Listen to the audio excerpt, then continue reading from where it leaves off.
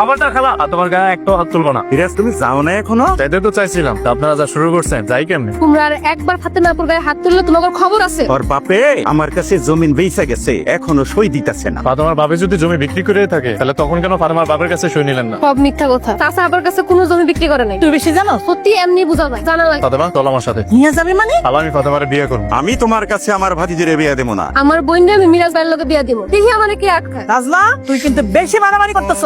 ইতিম মায়েদের লোকে এরকম করতে তোমাকে লজ্জা লাগে না? না বাপ না বললে তোমাকে কিছু কই না। চাচা বাচ্চা থাকলে তোমরা এগুলো করতে পারতা? চাচা আমার নিজের মায়ের মতন আদর করতো। চাচা মরে গেছে তো কি হইছে? আমি আপু চলো।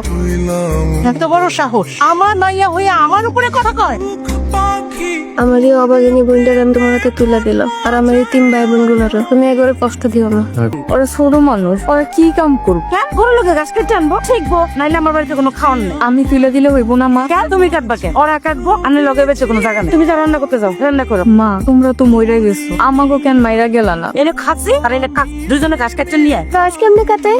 ওই এত বড় ঘাস কাটা কেন জানোস না? কেমনে কাটে এটা আমি জানি না। ঘাস কাটতে নেই বেরিয়ে লোক তো তুই মেয়েরা বললাম বাইরে না কাইতে আনতেছি, কই থেকে যাবেন? কই থেকে কাটতে মেয়েরা তো আমি জানি। তুই ঘাস কাটতে না নিয়ে আস তোকে দুজনে মারুম।